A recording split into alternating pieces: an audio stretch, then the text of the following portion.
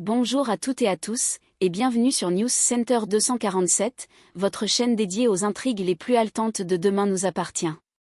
Aujourd'hui, on plonge au cœur d'une machination terrifiante, celle du maître chanteur, qui fait vivre un véritable cauchemar à Victoire et Soraya. Deepfake, harcèlement numérique, manipulation mentale. Et maintenant, un meurtre mystérieux.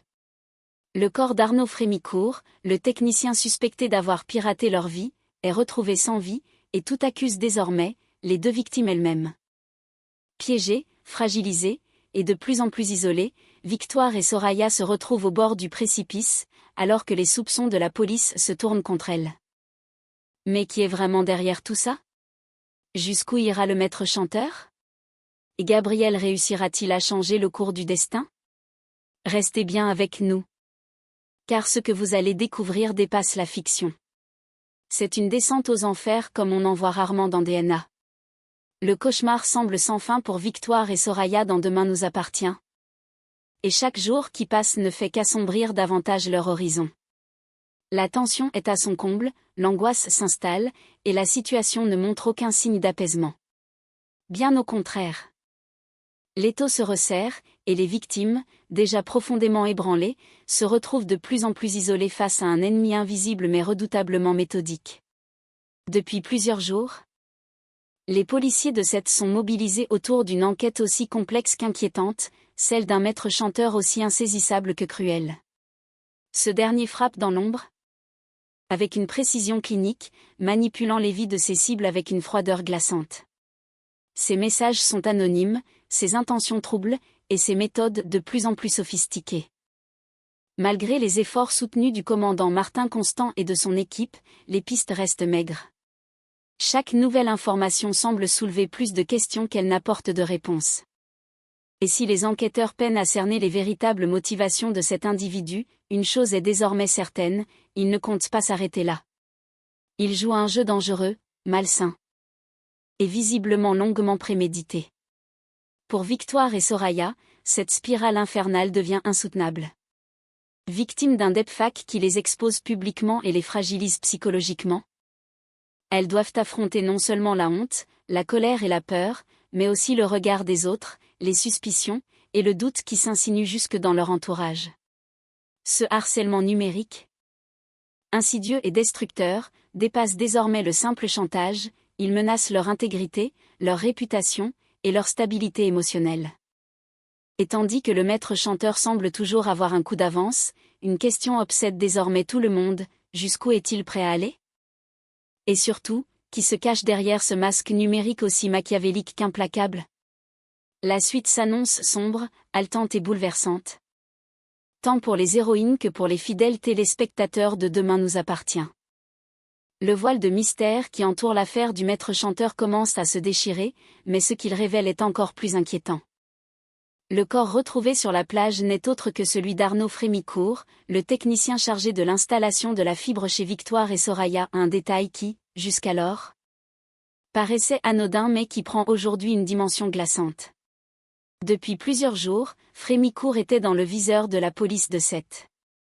Suspecté d'être l'auteur des deepfakes ayant ciblé les deux jeunes femmes, son profil intriguait les enquêteurs, présence récente à leur domicile, accès aux connexions numériques. Comportement énigmatique, autant d'éléments qui faisaient de lui un suspect sérieux. Sa mort, survenue de façon brutale, ne peut plus être considérée comme une simple coïncidence.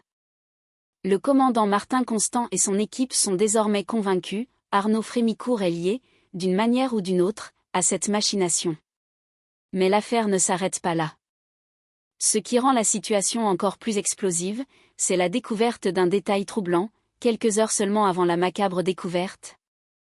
Victoire et Soraya se trouvaient précisément sur la falaise qui surplombe la zone où le cadavre a été retrouvé. Une proximité spatio-temporelle qui risque de se retourner contre elles, en alimentant les soupçons et en semant le doute dans l'esprit des enquêteurs. Et c'est là que tout bascule, Victoire et Soraya, victimes jusqu'à présent, pourraient bien se retrouver au cœur de l'enquête, cette fois dans le rôle des suspectes. Ont-elles été piégées? Le maître chanteur a-t-il prévu ce retournement de situation pour les accabler davantage? Ou cette mort cache-t-elle une vérité encore plus complexe? Ce nouveau rebondissement plonge nos héroïnes dans une tourmente judiciaire et émotionnelle sans précédent. La tension est à son comble, le filet se resserre, et alors que le mystère s'épaissit, une certitude s'impose, pour Victoire et Soraya, le cauchemar ne fait que commencer. Le voile de mystère qui entoure l'affaire du maître chanteur commence à se déchirer, mais ce qu'il révèle est encore plus inquiétant. Le corps retrouvé sur la plage n'est autre que celui d'Arnaud Frémicourt, le technicien chargé de l'installation de la fibre chez Victoire et Soraya, un détail qui, jusqu'alors, paraissait anodin mais qui prend aujourd'hui une dimension glaçante. Depuis plusieurs jours, Frémicourt était dans le viseur de la police de Sète.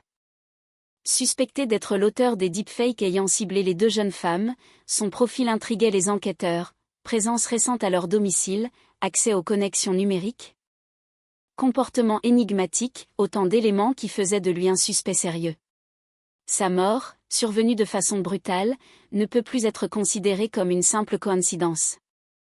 Le commandant Martin Constant et son équipe sont désormais convaincus, Arnaud Frémicourt est lié, d'une manière ou d'une autre, à cette machination. Mais l'affaire ne s'arrête pas là. Ce qui rend la situation encore plus explosive, c'est la découverte d'un détail troublant, quelques heures seulement avant la macabre découverte. Victoire et Soraya se trouvaient précisément sur la falaise qui surplombe la zone où le cadavre a été retrouvé.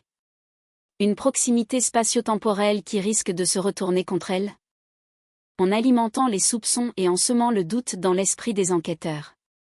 Et c'est là que tout bascule, Victoire et Soraya, victimes jusqu'à présent, pourraient bien se retrouver au cœur de l'enquête, cette fois dans le rôle des suspectes. Ont-elles été piégées?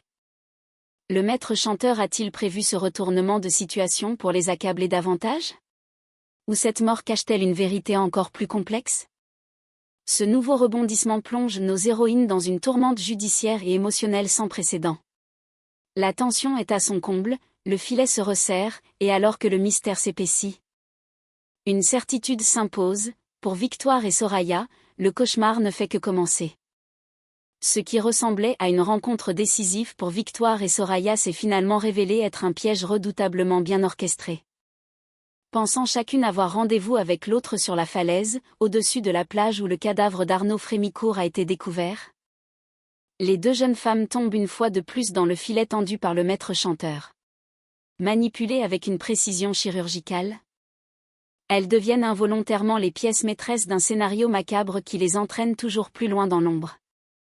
Ce nouveau rebondissement confirme l'intelligence perverse de leur bourreau, qui semble toujours avoir un temps d'avance sur tout le monde.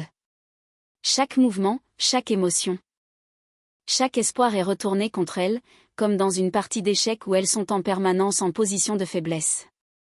Et la suite s'annonce encore plus sombre. Selon les synopsis officiels révélés par TF1, la spirale infernale va s'intensifier dans les prochains épisodes.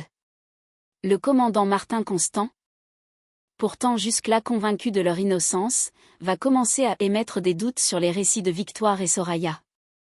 Leur présence sur les lieux du crime, combinée à l'absence de preuves tangibles de leur version, alimente la suspicion. Une cassure de confiance qui les plonge un peu plus dans l'isolement et l'angoisse. Mais alors que les policières Sarah et Roxane poursuivent leurs investigations, une lueur d'espoir pourrait bien émerger. Un indice déterminant sera retrouvé sur les lieux de l'agression, pouvant potentiellement éclairer les zones d'ombre de cette affaire. Cet élément pourrait-il innocenter Victoire et Soraya? Ou au contraire, renforcer l'accusation? Dans cette atmosphère étouffante, un autre visage se lève, celui de Gabriel.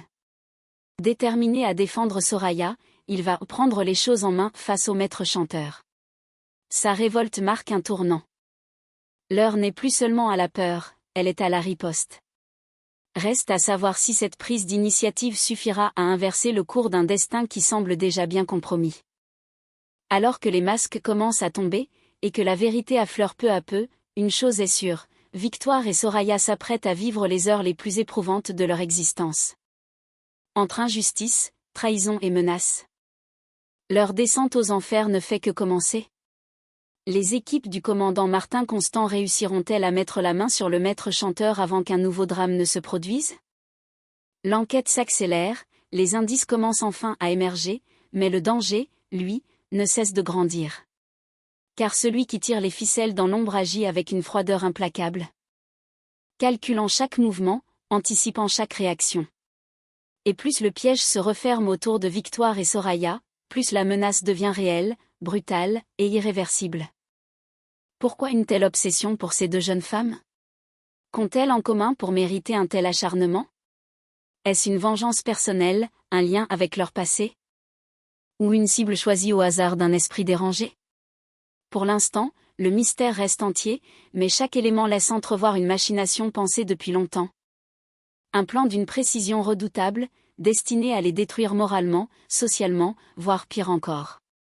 La tension monte, les nerfs lâchent. Les soupçons s'installent même au sein des forces de l'ordre. Le temps presse. Car plus les jours passent, plus le maître chanteur se montre audacieux et dangereux.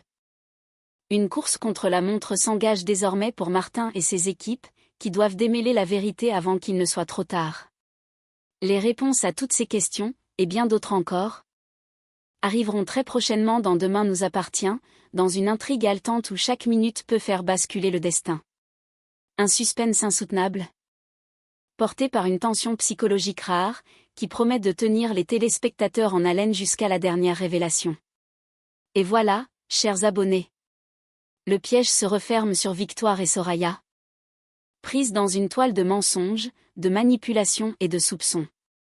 Ce qui avait commencé comme un simple chantage numérique est en train de se transformer en véritable cauchemar judiciaire et psychologique.